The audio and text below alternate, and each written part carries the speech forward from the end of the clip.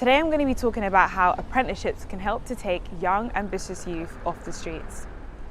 Firstly, what is an apprenticeship? Well, an apprenticeship is where you work, you earn and you learn. And no, we do not make the teas and coffees. That's an internship. Don't get it twisted, I've been there before. But instead, we work on a range of campaigns with amazing clients, and some of us have even built some of the best websites you've ever seen. But you're probably wondering, but how can apprenticeships help to take young, ambitious youth off the streets? Now, firstly, by streets, I'm referring to those who have maybe gone down the wrong road and in some cases known as a roadman. Now, there'll be many reasons, and I can't possibly talk through them all because they'll be different for every individual. But the ones that stood out to me were those who used it as a way to make money and those who used it as a way to gain support and a community, which links to guidance.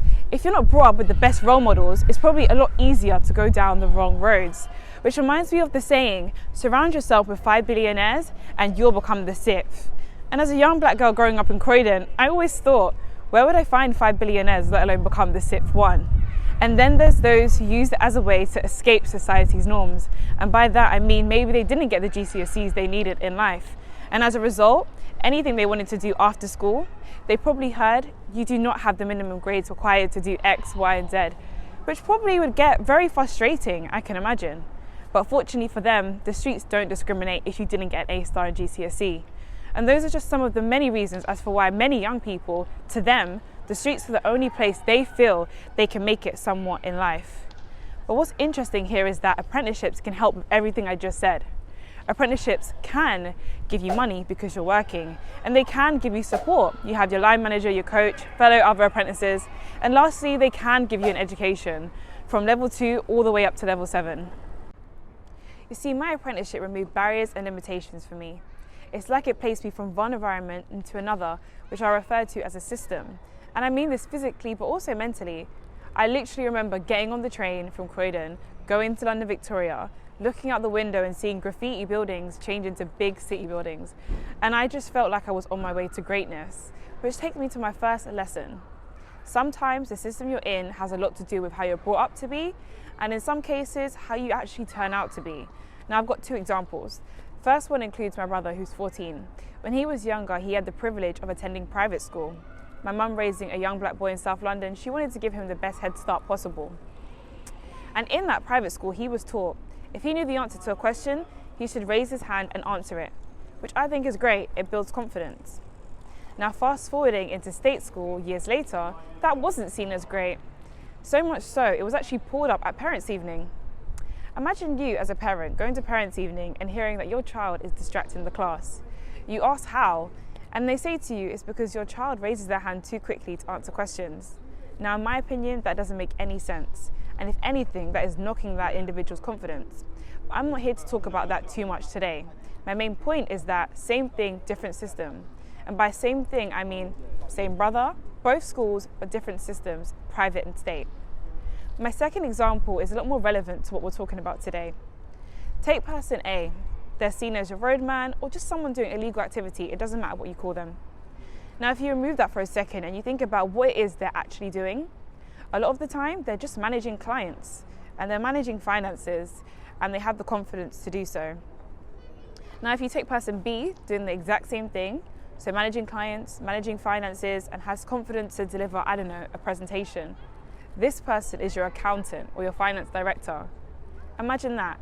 These 2 people are literally doing the exact same thing, but because they're in different environments, they're seen differently in society. Now, imagine if person A was in person B's shoes, they'd actually have a system that allows them to thrive. One day, I was on the train, before COVID, of course, and I was on my way to work. And I got in a carriage with a man who was in a suit and he was on the phone. And he seemed quite unimpressed. Now, I don't know who this man was or what he was doing, but he seemed like the kind of person that would be asked to invest in a youth scheme. And when he was on the phone, he made a few negative comments about youth. And I'll mention a few. So he said, these youth on the streets, if they're not on the streets, they're at the back of the buses taking up all the seats. These youth have no ambition, no drive. They barely support themselves, so why should I? Clearly, they're not raised well enough. Now, me hearing such ignorant comments, I was frustrated. So I said to the man, these youth on the streets, A lot of them are choosing between the light bill and what to eat. You see, uni isn't always a place for those who didn't get the qualifications they need, but an apprenticeship can offer them those qualifications without a fee. If you'd invest in apprenticeships, you'll see you wouldn't be saying these youth don't invest in themselves, so why should we? Imagine that, gang member turned board director. Now, I didn't actually say that. I didn't say anything at all. I didn't know what to say, I was frustrated. But the point here still stands. Apprenticeships can help to take young, ambitious youth off the streets and place them into systems and into boardrooms and places that will set them to thrive. You see, with apprenticeships, this is all possible. Apprenticeships weren't made to make you feel like your career goals were impossible. Apprenticeships are there to see young professionals thrive. Apprenticeships are there to make you see beyond blue skies. My apprenticeship gave me a community similar to one back in Ends. And on my apprenticeship, I made some of my closest friends. My apprenticeship literally taught me how to read my payslip. And it had me paying into my pension at the age of 18, I can't even believe it. My apprenticeship gave me role models and people to aspire to. It's like I forgot about my negative past, but embraced who I am too. My apprenticeship didn't belittle me because I wasn't deemed smart, but instead, my apprenticeship gave me a kickstart into my career. My apprenticeship allowed me to build my personal brand, and my apprenticeship gave me the confidence to take this stand. But most of all, my apprenticeship has allowed me to do things and achieve things that, being where I'm from, I never thought I could actually do. But it's not just about what I have to say. It's going to take two, sort of like a relationship, to see true change, to see these young people placed into systems that will allow them to thrive. And that second half of the relationship is employers out there listening. If you're an employer out there listening, I need you to see the value in apprenticeships just as much as I do. At the end of the day, these young people need jobs to go to. And if you're not an employer out there listening, I encourage you to think about the system you're in and how you can support others. But most of all, how are you helping to take young, ambitious youth off the streets?